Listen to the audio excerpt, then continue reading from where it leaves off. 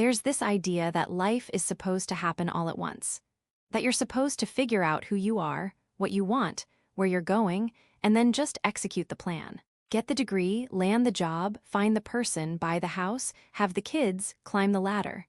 Like it's all laid out and you just need to follow the steps. But that's not how it actually works. Not for most people anyway. For most of us, life is messier than that.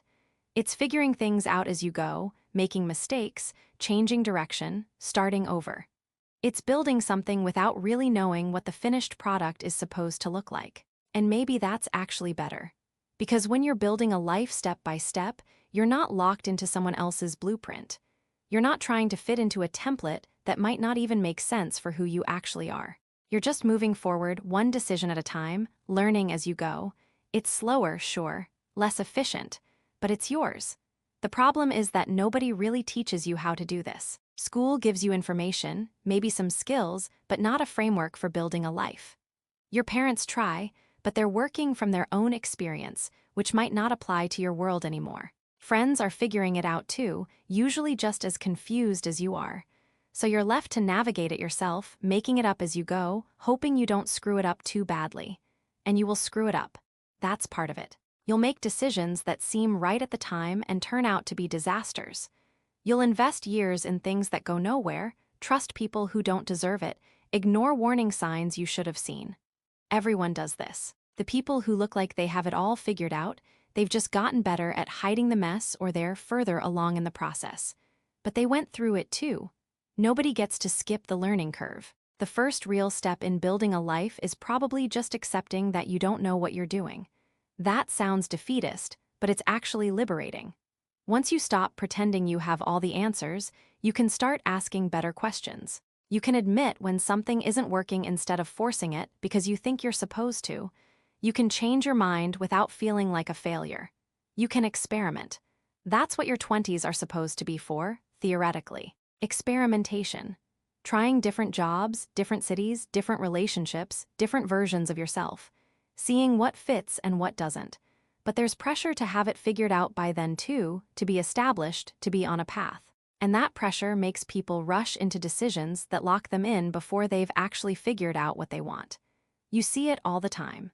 People who pick a major in college because it seems practical, then spend years in a career they hate because they've already invested so much. People who get married young because that's what you're supposed to do, then realize a few years later that they've grown in completely different directions. People who follow the script because they don't know there are other options, and then wake up at 35 wondering how they ended up living someone else's life. The alternative is scarier though. It means uncertainty, instability, not having clear answers when people ask where you're headed. It means possibly disappointing people who have expectations for you. It means admitting that you're still figuring it out, and that's hard when everyone around you seems to have their shit together. But here's the thing. They don't. Or if they do, it's because they went through the messy part already, made their mistakes, paid their dues. Building a life step by step means starting with what you actually know about yourself, which might not be much at first. You know what you're interested in, maybe. What you're good at, what you enjoy, what makes you feel alive. Or maybe you don't even know that yet, and you have to discover it through trial and error. Either way, that's the foundation. Not what you think you should want, not what would make your parents proud or look good on paper. What actually resonates with you. And that can change, probably will change. The person you are at 22 is different from the person you'll be at 30 or 40 or 50. Your interests evolve, your priorities shift, your understanding of what matters deepens. That's normal. That's growth. The mistake is thinking you have to lock yourself into one identity, one path, and stick with it forever regardless of how you change. So you start small. You take a job that sounds interesting, even if it's not glamorous or high-paying. You move to a city because you're curious about it, not because it's where you're supposed to end up. You date people who challenge you, who teach you things about yourself, even if they're not forever people. You try hobbies, read books outside your usual taste, have conversations with people who see the world differently. You gather data about who you are and what kind of life you want. This phase can last years. It should last years. Because you're building the foundation, and foundations need to be solid. Rushing through, it just means you'll have to come back and fix it later, which is harder and more painful than doing it right the first time. But doing it right doesn't mean doing it perfectly. It means being honest with yourself about what's working and what isn't, and being willing to adjust. Money complicates everything. You need it to survive, to have options, to build anything stable. But chasing it exclusively can trap you in situations that slowly kill your spirit. You end up in a job you hate because it pays well, living in a place that doesn't feel like home because that's where the opportunity is, putting off the things you actually want to do because you're always trying to get more secure first. And security is important, but it can become a prison if you're not careful. The balance is tricky. You need enough money to not be constantly stressed about survival, but beyond that, more money doesn't necessarily mean a better life. It just means different problems. People who have made a lot of money will tell you this, though usually only after they've made it. They'll say they wish they'd spent more time on relationships, on experiences, on things that actually mattered instead of just accumulating more. But it's hard to hear that when you're struggling to pay rent. So you do what you have to do. You take the job that pays the bills while you figure out what you really want. You save what you can, build a cushion that gives you options later. You don't confuse the job with your identity, don't let it consume all your time and energy. You keep some part of yourself separate, protected, growing, because that's the part that's going to guide you toward what comes next. Relationships are another layer. The people you surround yourself with shape who you become, whether you realize it or not.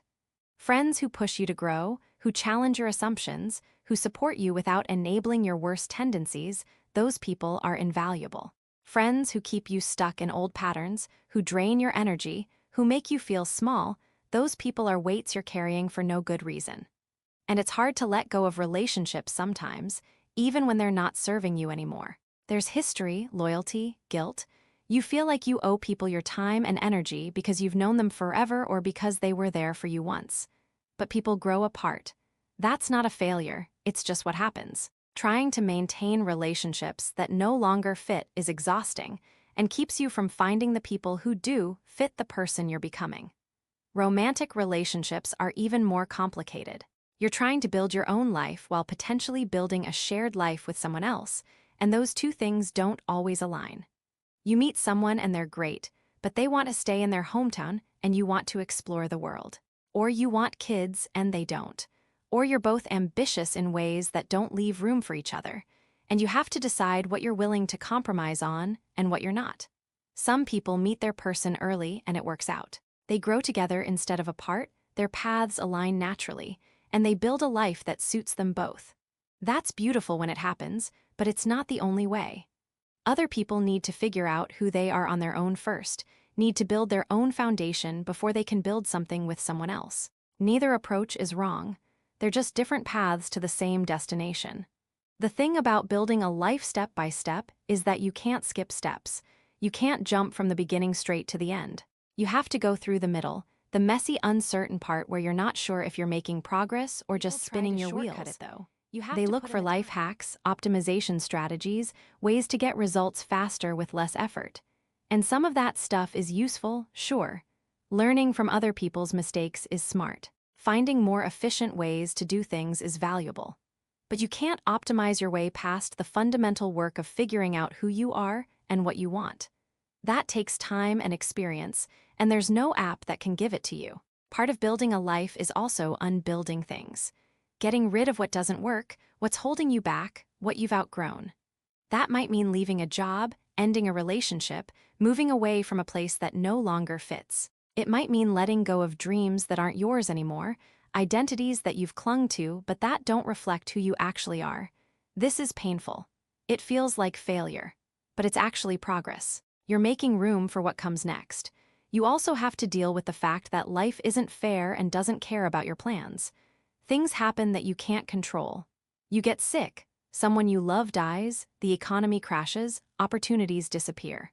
And you have to adapt.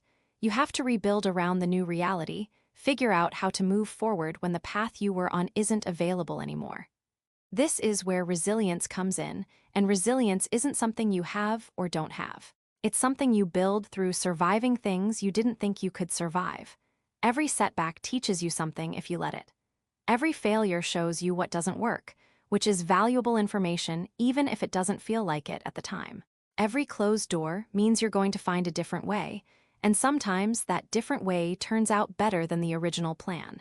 But you can't see that while you're in it. You can only see it looking back after you've already made it through. So you keep going.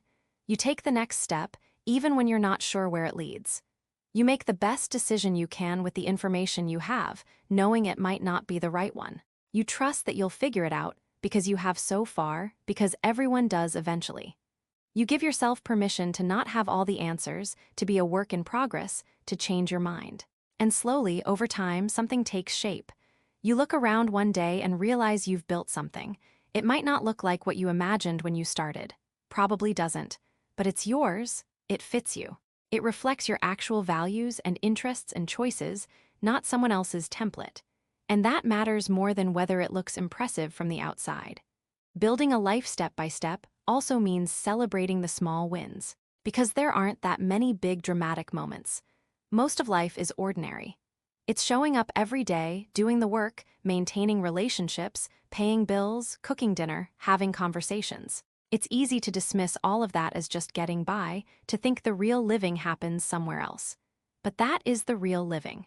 Those ordinary moments, strung together over years, that's what a life is made of. So when you land the job, when you move into a place that feels like home, when you have a conversation that shifts your perspective, when you make it through a hard period and come out stronger, those are worth acknowledging. You're building something. Progress doesn't always look like progress while it's happening, but it's happening anyway. There's also something to be said for being present in your own life instead of always looking ahead to the next thing. It's good to have goals, to be working towards something. But if you're always focused on the future, you miss what's actually happening now. And now is all you ever really have. The future is hypothetical. The past is memory. This moment, right here, is the only thing that's real. That doesn't mean you stop planning or working toward things. It means you don't sacrifice the present for some imaginary future that might not even arrive the way you think it will. It means you find ways to enjoy the process instead of just enduring it until you reach some finish line. Because there isn't a finish line. Life doesn't end when you achieve your goals.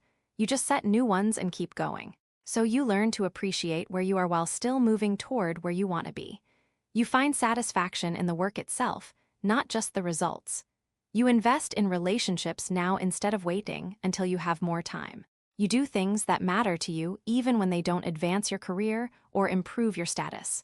You build a life that feels good to live, not just one that looks good on paper. And you accept that it's never going to be perfect. There's always going to be something that's not quite right, something you wish was different. That's not a problem to solve, it's just reality. Perfection isn't the goal. The goal is building something authentic, something sustainable, something that allows you to be who you actually are instead of who you think you're supposed to be. Building a life step by step means understanding that you're going to be doing this for the rest of your life. It's not something you finish. There's no point where you've got it all figured out and can just coast. Life keeps changing, you keep changing, and you keep adapting. That can feel exhausting, but it can also be freeing. You're never locked in. You can always adjust, always try something different, always start over if you need to. Some people do start over. They get to 40 or 50, realize they've been living someone else's version of success, and blow it all up. Leave the marriage, quit the career, move across the country. It's dramatic and scary and sometimes necessary. But it's also avoidable if you're paying attention along the way, if you're building your life step by step based on what you actually want instead of what you think you should want. The steps don't have to be big. Most of them won't be. It's small decisions repeated over time that create the shape of a life. What you do with your mornings, how you spend your weekends, who you make time for, what you say yes to, and what you decline. All of that adds up. And you have more control over it than you probably realize. Not complete control, life's too unpredictable for that. But enough control to steer, to make choices that move you toward what you want. And what you want will probably surprise you. It might not be what you thought it would be when you were younger. It might be simpler, quieter, less impressive to other people, but more satisfying to you. Or it might be bigger, wilder, more ambitious than you ever imagined you could handle. Either way, it's worth pursuing. It's worth building toward, one step at a time, because at the end of the day, you only get one life. one chance to figure out what matters to you and build something around it. You can spend that time trying to meet other people's expectations, following paths that don't fit, wondering why you're not happy despite doing everything right.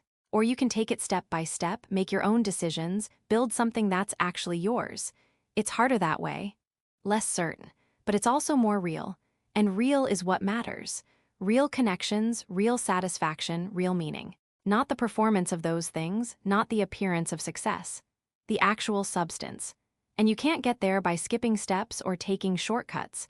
You have to do the work, make the mistakes, learn the lessons. You have to build it yourself, piece by piece, decision by decision, day by day.